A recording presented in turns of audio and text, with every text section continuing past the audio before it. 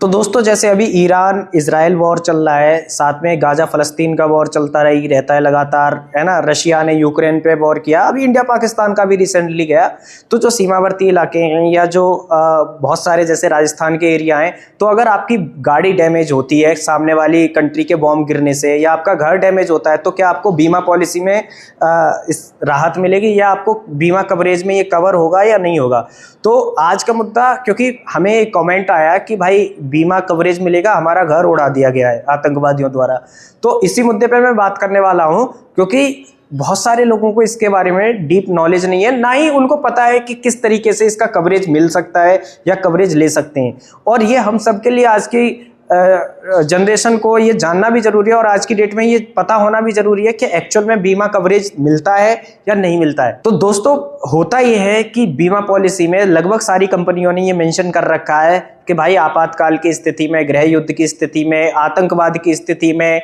दो देशों की सेनाएं लड़ रही हैं, यानी कि युद्ध काल की स्थिति में आपको बीमा का कवरेज नहीं मिलेगा। लेकिन बहुत सारी कंपनियां ऐसी हैं, उन्होंने टेररिज्म एड ऑन कर रखा है कि आप टेररिज्म एड ऑन कराएंगे अगर अपनी पॉलिसी में, कि आपको टेररिज्म से डैमेज होता है तो वहां पे आपकी पॉलिसी क्लेम में काम आती है। अब ये एड ऑन कैसे कराएंगे आप, और किस तरीके से ये चीज मानी जाएगी कि हाँ भाई टेरर ही एक्टिविटी हुई है। देखिए, जब किसी देश की, जैसे पाकिस्तान ने कोई हमला किया और किसी के घर पे वो गिरता है, तो भगवान ना करे ऐसा हो कि जान माल की क्षति हो, लेकिन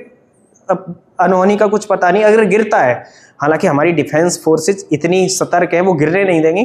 तो भाई जब डैमेज होता है तो उस कोलेटरल डैमेज का पूरा हिस्सा आएगा, बीमा पॉलिसी कहेगी कि भाई इसका कवर नहीं मिलेगा, क्योंकि ये सामने वाली कंट्री की आर्मी ने किया है और ये युद्ध की स्थिति में आएगा, या आतंकवाद की श्रेणी में नहीं आएगा। आतंकवाद की स्थिति में वो आता है जो टेरर फंडिंग से ऑर्गेनाइजेशन चलती हैं, आतंकवादी ग्रुप होते हैं, वो आपके घर को नुकसान पहुंचाते हैं, आपकी गाड़ी को नुकसान पहुंचाते हैं। तो इसमें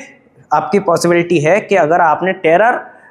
बीमा पॉलिसी ले रखी है तो उसमें आपको क्लेम मिल जाएगा। एक चीज मैं यहाँ पे सजेस्ट करूंगा, जब कभी भी आप क्लेम को एडजस्ट कराएं या क्लेम के फॉर्म बने, तो वहां पे क्लियरली उसको पढ़ लें कि किस तरीके से कौन कौन सी पॉलिसी ऐसी है जो हम ले रहे हैं तो उसमें क्लेम मिलेगा या नहीं मिलेगा। कई बार क्या होता है कि आपकी कई साल उसमें ऐसी मेंशन होते हैं कि भाई इतने साल से पुराना घर है तो क्लेम नहीं मिलेगा, इतने साल से पुरानी गाड़ी है तो क्लेम नहीं मिलेगा। तो बेसिकली डॉक्यूमेंट को आप एक बार अच्छे से, उस पॉलिसी के नियम रेगुलेशन को अच्छे से जांच पड़ताल कर लें। इस वीडियो में इतना ही, और इस तरीके की अधिक जानकारी के लिए आप हमारे पेज को फॉलो कर सकते हैं, हमारी वेबसाइट डायरेक्ट क्रेडिट या डिजिटल वर्क्स सॉल्यूशन को विजिट करके देख सकते हैं। इस वीडियो में इतना ही, बहुत बहुत धन्यवाद।